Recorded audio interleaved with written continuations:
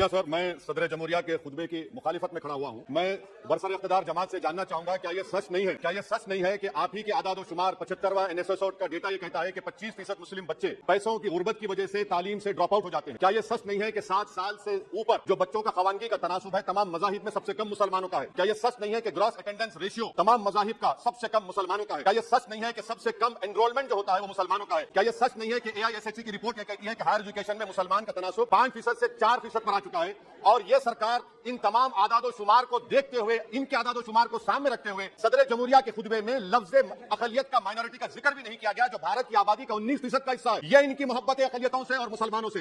Sir, क्या यह बात सच नहीं है कि आपने माइनॉरिटी के बजट को 40% कम कर दिया, स्कॉलरशिप के पैसों में 560 करोड़ रुपए कम कर दिए? ये आपकी मोहब्बत है जो नफरत की निशानी बनती है। नरेंद्र मोदी की सरकार ये नहीं चाहती कि अकलियत और मुसलमानों के बच्चे तालीम याफ्ता होकर इस देश को मजबूत करें। वो उनको हमेशा गुर्बत और नाइंसाफी का शिकार बनाकर रखना चाहती है। सर, दूसरी बात इसमें यह है कि आज अकलियतों को मुसलमानों के ताल्लुक से कोई महीना ऐसा नहीं जाता जहां पर उनको जान से मारने की धमकी नहीं दी जाती। बरसर इख्तिदार जमात के एक MP साहिबा ने कहा कि चाकुओं को सिर्फ तरकारी के लिए इस्तेमाल मत करो, गर्दनें काटने के लिए इस्तेमाल करो। बरसर इख्तिदार जमात के एक MP ने दिल्ली में कहा कि मुसलमानों का समाजी बायकॉट करो।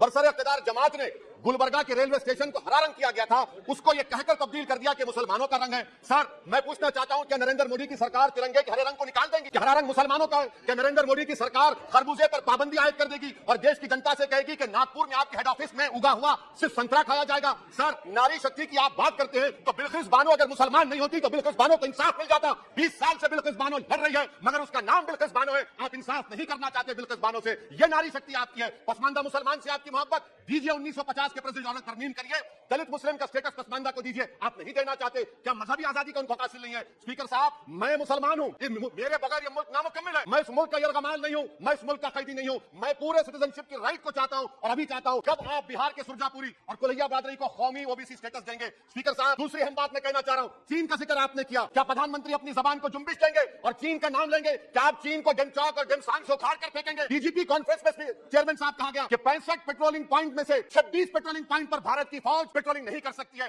चीन से आप डरते हैं। अरे डिसएंगेजमेंट हुआ तो डीएस्केलेशन कब होगा? डी इंडक्शन कब होगा? चीन से आप डरते हैं। 3 साल से चेयरमैन साहब 50,000 भारत की फौज हजारों फीट चोटियों पर बर्फ में खड़ी हुई है। देश के प्रधानमंत्री को क्या भारत के अवाम पर भरोसा नहीं है? भारत की फौज पर भरोसा नहीं है? अरे चीन का नाम लीजिए वजीर आजम, डरिए मत चीन से। तीसरे पॉइंट सर, हमारे कानून के मंत्री चले गए पैराग्राफ 79 और 82 में बेसिक स्ट्रक्चर पर, आईनी ओहदों पर बैठे हुए लोग बेसिक स्ट्रक्चर पर तनकीद करते हैं, लॉ मिनिस्टर कॉलेजियम पर तनकीद करते हैं। इस ऐवान में जब NJSE का बिल आया, मैं वाहिद MP था, अब याद होगा आपको, जो मैंने कहा था कि भारत के संविधान के खिलाफ होगा बेसिक स्ट्रक्चर के। इंदिरा गांधी से सबक हासिल करना चाहिए। इंदिरा गांधी कहती थी कि जुडिशियरी मेरी पाबंद होना, अब नरेंद्र मोदी कहते हैं कि जुडिशियरी मेरी वफादार होना।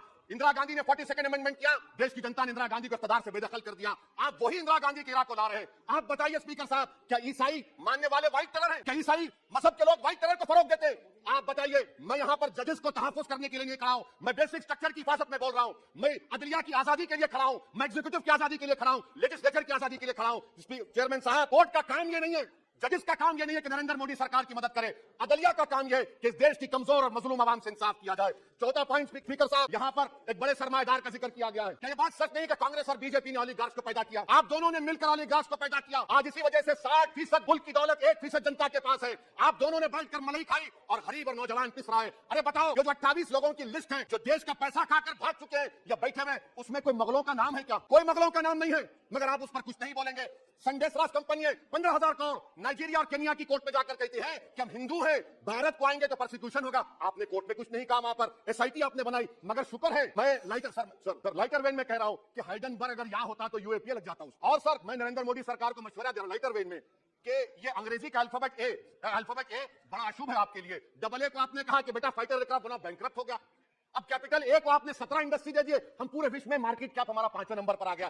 सर, देश के प्रधानमंत्री से बताना चाह रहा हूं कि वजीर दाखिला का नाम भी ए से शुरू होता है। मैं खत्म कर रहा हूं। मैं स्पीकर साहब, चेयरमैन साहब, मैं सरकार से पूछना चाह रहा हूं कि क्या जनवरी 2024 और फरवरी में क्या यह सरकार थर्मो न्यूक्लियर ब्लास्ट करने जा रही है?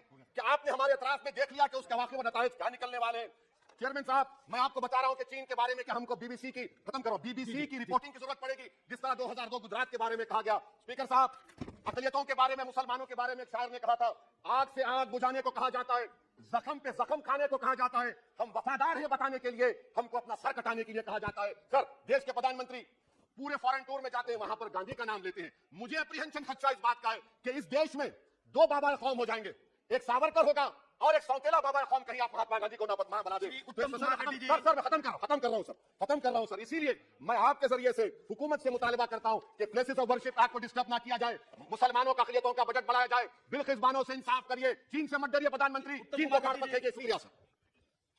समय दीजिए प्लीज, क्योंकि रिप्लाई भी होना आपको पता